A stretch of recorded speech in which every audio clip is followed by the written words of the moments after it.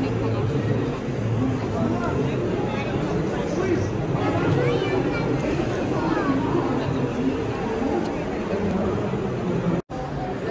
Aubertin, bonjour. Vous êtes sur le stand de l'Académie d'agriculture qui est hébergée par AgroParisTech. L'occasion pour nous de vous dire bonjour et surtout de vous donner l'occasion de présenter votre section, puisque vous animez une section à l'Académie d'agriculture qui s'appelle Environnement et Territoire. Alors, peu de gens savent qu'il y a une section environnement à l'Académie. Merci Philippe. Donc j'anime avec Christine King la section 7 de l'Académie d'agriculture qui comporte 10 sections. Et nous, comme vous venez de dire, nous travaillons dans la section environnement et territoire. C'est important de le souligner parce que avec ces thèmes environnement, nous touchons bien sûr tous les grands problèmes d'environnement actuellement, c'est-à-dire les problèmes climatiques, les problèmes d'érosion de la biodiversité, les problèmes de pollution. Et également, nous touchons tout ce qui est territoire au sens de paysage, de mosaïque, mais aussi de souveraineté alimentaire au niveau de ces territoires et de ces possibilités d'agir. Actuellement, nous avons plusieurs thèmes. Nous venons de voir Yannick Jadot d'ailleurs passer sur le stand, donc c'est l'occasion pour vous de dire sur quoi vous travaillez à l'heure actuelle. Alors justement, avec cette entrée environnement, nous assistons beaucoup, et c'est ce qui nous caractérise par rapport aux autres sections de l'Académie, nous travaillons beaucoup sur la multifonctionnalité de l'agriculture. C'est-à-dire que l'agriculture, c'est à la fois des émissions de gaz à effet de serre, c'est à la fois de la biodiversité, c'est à la fois des organisations sociales, des représentations, de l'alimentation, et surtout, elle n'est absolument pas dissociable des systèmes alimentaires. Et c'est surtout ça que nous mettons en avant lorsque nous étudions des questions agricoles. Nous avons beaucoup travaillé sur des questions de sol, sur des questions d'eau, dans le cadre du barème de l'environnement, où nous avons beaucoup insisté sur le fait que l'eau est d'abord une ressource à protéger peut-être, et qu'il serait bon de ne pas partir en tant que besoin ou que demande. Ça, c'est très très important de faire passer ces idées où les éléments de l'environnement sont à protéger et ne pas rester dans un business as usual, c'est-à-dire continuer toujours avec une logique de rendement par hectare et de nombre d'emplois par hectare qui caractérise l'évaluation de l'agriculture actuellement. Catherine, merci. Et l'occasion pour nous de rappeler que c'est l'Académie d'agriculture, mais qui s'occupe d'alimentation et de développement durable. Merci à vous. Merci.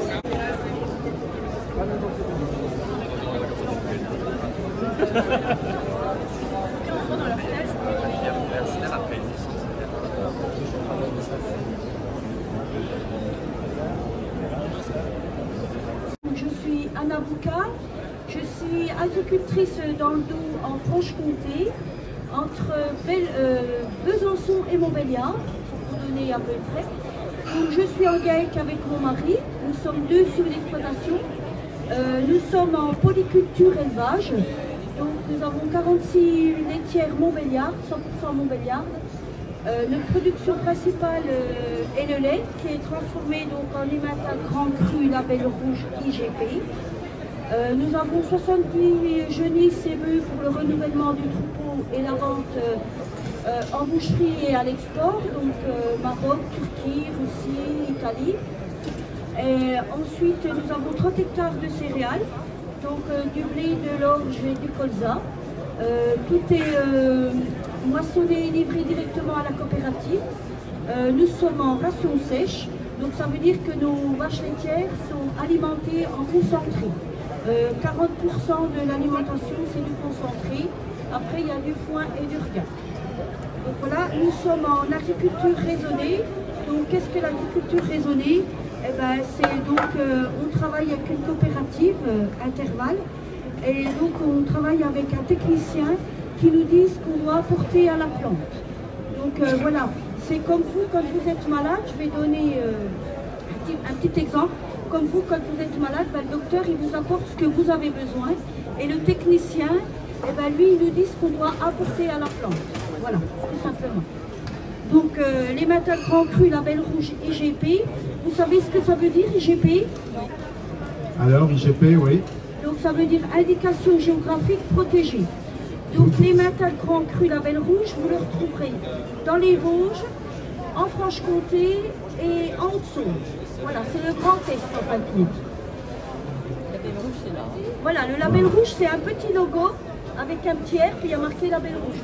Donc, Messieurs, je fais un petit point sur le label rouge quand même. Vous connaissez qu'est-ce que vous pouvez acheter en label rouge? On a aussi un IGP.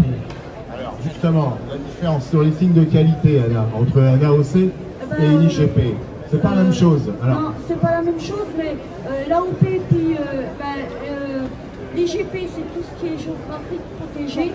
Et l'AOP, ils ont un cahier des charges à respecter, quoi. AOC, c'est la même chose qu'AOP. AOP, Voilà. maintenant, l'Europe a fait AOP, Voilà. mais ça s'appelait AOC avant. Voilà. Appellation d'origine contrôlée ou Voilà. protégée. Donc nous, on a le label rouge, il y en a qui ont l'AOP et l'AOC. Donc nous, le label rouge, eh ben, on a un cahier des charges à respecter quand même. Ça veut dire qu'on doit mettre nos laitières pendant 6 mois au pâturage. Ils n'ont pas le droit à l'alimentation fermentée.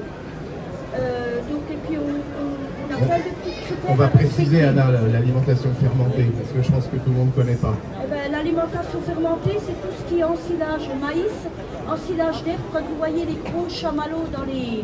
Et les Ben, grosses c'est vaches, ça, voilà. avec des pneus dessus. Voilà. Ça, c'est le maïs.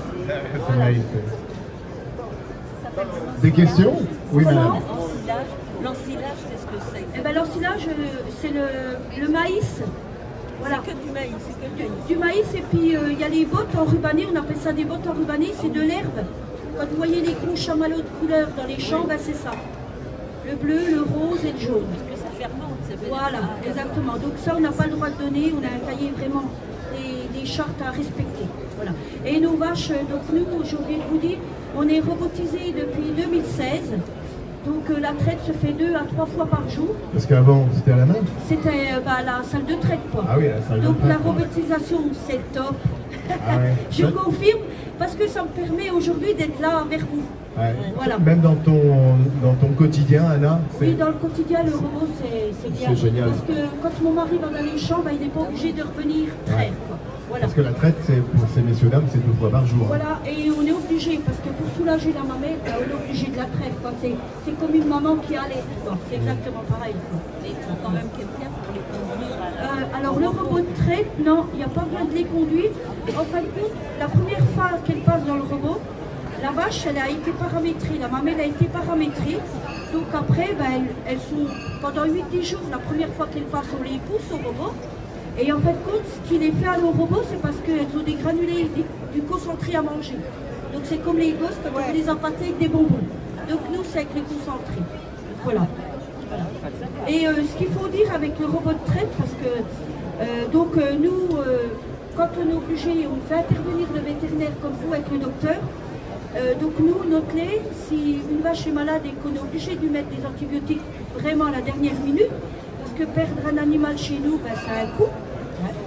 Donc le lait, ben, il est bifurqué dans des seaux, on n'a pas le droit de le mettre dans le temps calé. Voilà. Et notre lait, il est ramassé tous les 2 jours.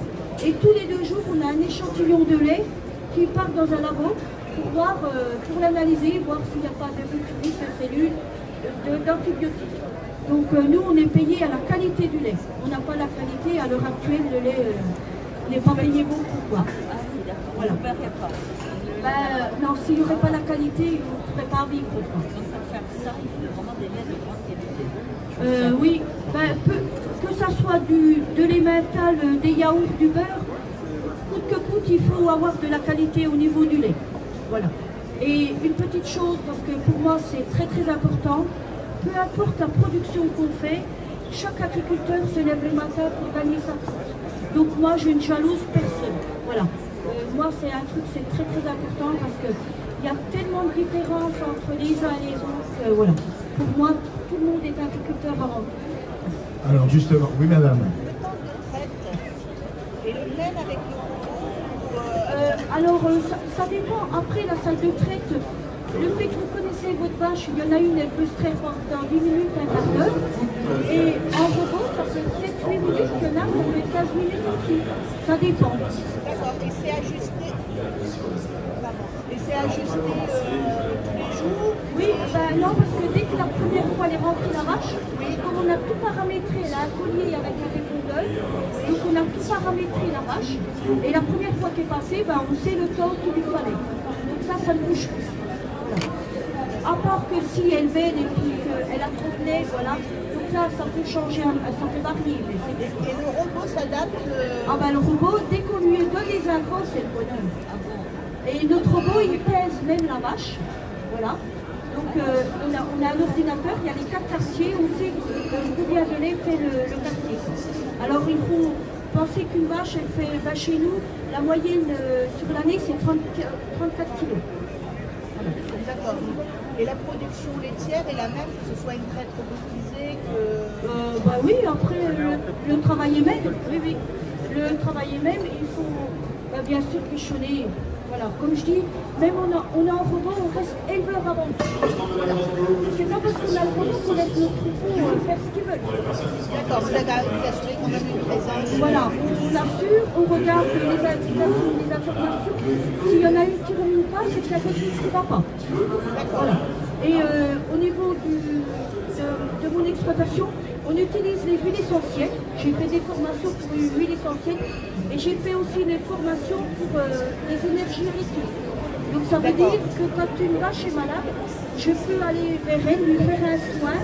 Et puis, je ne veux pas dire que je fais des miracles, mais des petits soins que je peux leur apporter au quotidien. Une petite fourrure, j'ai déjà réussi à retourner un petit bout dans la de la mer qui était mal positionné.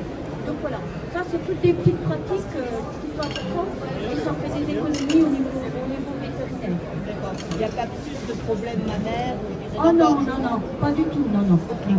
D'accord. Tiens, on va couper le... D'autres questions? Pourquoi il y a des gros trous sur Alors, celui-là, cette porte? Pourquoi il y a des gros trous? Eh ben, en fait, compte les gros trous, c'est au moment de la pente, ben, c'est le fromager, en fait, c'est lui qui... Voilà. Vous voulez dire? J'aurais des questions, mesdames, messieurs, on va passer à la dégustation. Mais... D'autres questions? Pascal, une question? Non? J'écoute avec attention, parce que même lorsqu'on est à l'académie, on ne connaît pas tout. Donc moi, je suis plutôt spécialiste des maladies à virus et des champignons. Ok.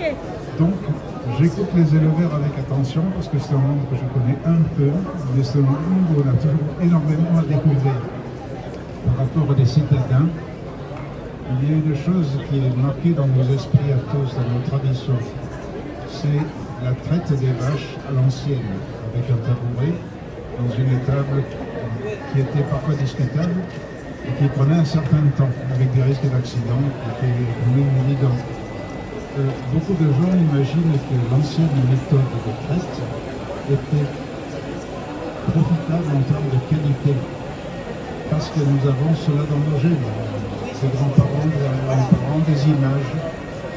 Or, c'est excessivement faux. C'est-à-dire passer des robots de traite bien réglés comme on le fait maintenant, bien désinfectés, ça permet d'avoir beaucoup moins de bactéries nuisibles dans le lait. Et globalement, ça a entraîné une hausse de la qualité du lait qu'on n'imagine pas par rapport aux anciennes techniques. Noter des problèmes d'infrastructure, des problèmes de sécurité alimentaire, des problèmes de sécurité sanitaire. D'accord ? Si une ville cumule 3 piliers d'un même problème, elle est rayée de la carte. Et donc ça entraîne la migration de sa population et donc des problèmes d'infrastructure autour. Donc vous êtes des dirigeants du monde, vous travaillez en collaboration et pas en opposition. Et donc vous avez à votre disposition 3 cartes actions. Et vous en choisissez une qui vous paraît la plus pertinente pour cette décennie en cours.